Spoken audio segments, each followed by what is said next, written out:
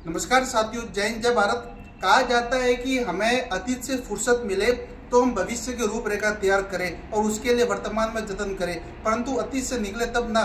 आज मैं बात करूंगा मानस सांगा के ऊपर। अनेकों सवाल उठाए जा रहे हैं। देश की सबसे बड़ी पंचायत के अंदर मानस सांगा के अपशब्द बोले जा रहे हैं, उसके ऊपर बात करूंगा। माननीय सांसद साहब द्वारा देश की सबसे बड़ी पंचायत के अंदर ये तो कई सारे मुद्दे थे उठाने के लिए, फिर चाहे वह गरीबी हो सकती थी, बढ़ती बेरोजगारी हो सकती थी, शिक्षा हो सकता था, महिला अपराध हो सकता था, महिला सुरक्षा हो सकती थी, परंतु उन्होंने अतीत से छुपे हुए किसी वीर नायक के ऊपर अपशब्द बोला और पूरे देश के अंदर सुर्खियों के अंदर आ गए। आज मैं बात करूंगा मानस सांगा के ऊपर और बाबर के ऊपर। कई सारे सवाल उठाए जाते हैं कि मानस सांगा ने इब्राहिम लोदी को हराने के लिए बाबर को बुलाया था। संपूर्ण बात करूंगा। मानस सांगा जब मेवाड़ के महाराजा बने उस समय दिल्ली में सिकंदर लोदी का राज था। मेवाड़ के नीचे ही आता है मालवा। मालवा पर नासिर शाह और गुजरात में महमूद बेगड़ा का शासन था। मानस सांगा का सबसे पहला युद्ध हुआ था 1517 ईस्वी में। और यहाँ से मुख्य रूप से बात ये याद रखिए कि मानस सांगा के ऊपर सवाल उठाए जाते हैं कि उन्होंने दिल्ली के शासक इब्राहिम लोदी को हराने के लिए उन्होंने अफगान से, काबुल से बाबर को बुलाया था। सबसे पहले 1517 ईस्वी में मानस सांगा और इब्राहिम लोदी के बीच में खातोली का युद्ध हुआ और मानस सांगा ने दिल्ली के शासक इब्राहिम लोदी को 1517 ईस्वी में हरा दिया था। उसके एक साल बाद 1518 ईस्वी में बाड़ी का युद्ध हुआ। बाड़ी का युद्ध इब्राहिम लोदी और मानस सांगा के बीच में हुआ और इस युद्ध को भी मानस सांगा ने जीत लिया। दिल्ली के शासक को 1517 ईस्वी में और 1518 ईस्वी में 2 बार यहाँ से धातु तले उंगली चबाने के लिए विवश कर दिया था। उसके पश्चात 1519 ईस्वी में गागरोन का युद्ध हुआ था। महमूद खिलजी सेकंड जो मालवा के शासक थे और मानस सांगा, और ये युद्ध भी मानस सांगा ने जीत लिया। उसके पश्चात गुजरात के शासक थे मुजफ्फर शाह सेकंड, इसके बीच में ईडर का युद्ध हुआ था।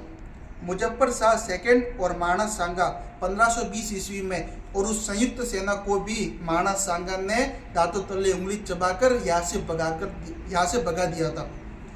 मानस सांगा के ऊपर आज सवाल उठाए जा रहे हैं कि बाबर के ऊपर, कि मानस सांगा को बाबर ने बुलाया था। मैं आज बात करता हूँ उस बाबर की कि बाबर का इतिहास क्या था। बाबर उज्बेकिस्तान की राजधानी थी समरकंद, वहाँ का राजा बनना चाहता था, परंतु उनके चाचा ने बाबर को वहाँ से भगा दिया था और चाचा वहाँ पर राजा बन गए थे। उसके पश्चात उज्बेकिस्तान से आकर वह आगे काबुल, अफगान तक आ गया था और वहीं पर छोटी मोटी सेना लेकर फिर से उज्बेकिस्तान अपने चाचा के पास जाता था। वहाँ से फिर से चाचा उसको हराकर भगा देते थे। काबुल में रहता था। उस समय जो हमारा पंजाब है, जो भी वर्तमान में पाकिस्तान के अंदर है, सिंध वाला पंजाब, उसके अंदर बाबर ने छोटे मोटे 4 अटैक किए थे और काबुल के अंदर खाने के अनाज तक का उसको नहीं मिल रहे थे। इसके लिए वह छोटे मोटे उसने अटैक किए, अनाज वगैरह किसानों से लूटता और वापिस चला जाता था। यहीं पर उस समय दिल्ली के महाराजा थे, दिल्ली का शासक था इब्राहिम लोदी।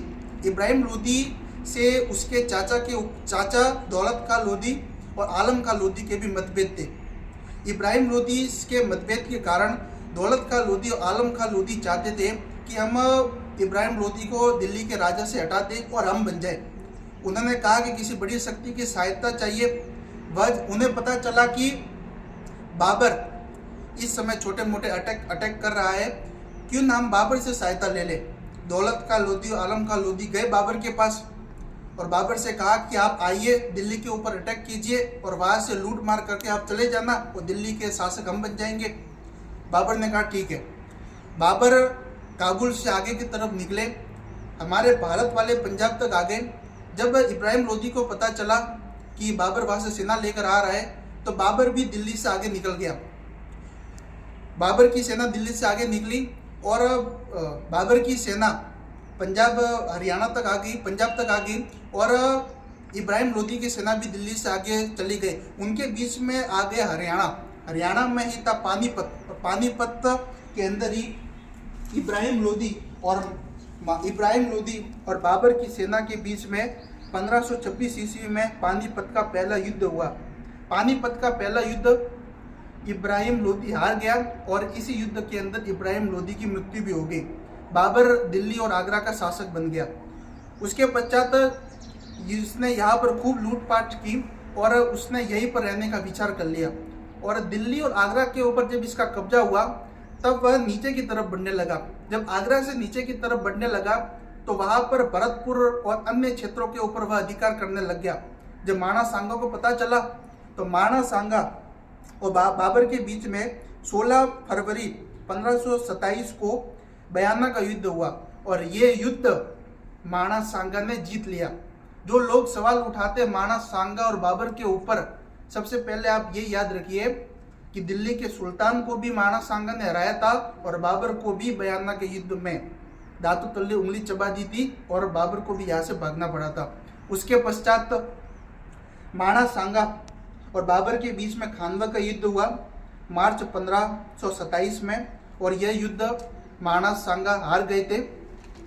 माणा सांगा का जब यह युद्ध हुआ उसमें कई सारे भारत की कई सारी शक्तियां थी, राजस्थान की कई सारे राजा महाराजा थे, सभी माणा सांगा के साथ थे, परंतु माणा सांगा ये युद्ध हार गए थे।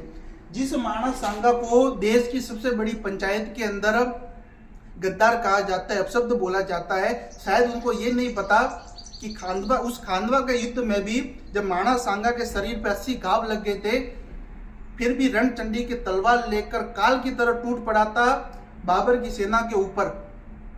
बाबर की सेना ने देखा कि माणा सांगा जिसके एक हाथ नहीं, एक कान नहीं, एक पैर नहीं, फिर भी युद्ध भूमि में युद्ध करने के लिए तैयार है, मरने के लिए तैयार है।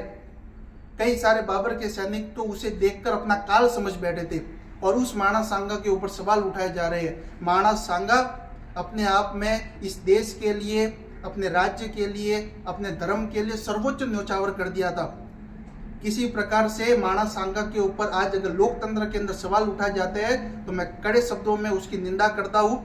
और माणा सांगा हमारे देश के आदर्श है, हमारे देश के नायक है, उनके ऊपर किसी भी प्रकार के सवाल उठने नहीं चाहिए। इसी के साथ मैं इस वीडियो को यही समाप्त करता हूँ। मिलता है एक नई वीडियो के साथ। मैं आपका अपना प्रेक्षित आज जय हिंद, जय भारत।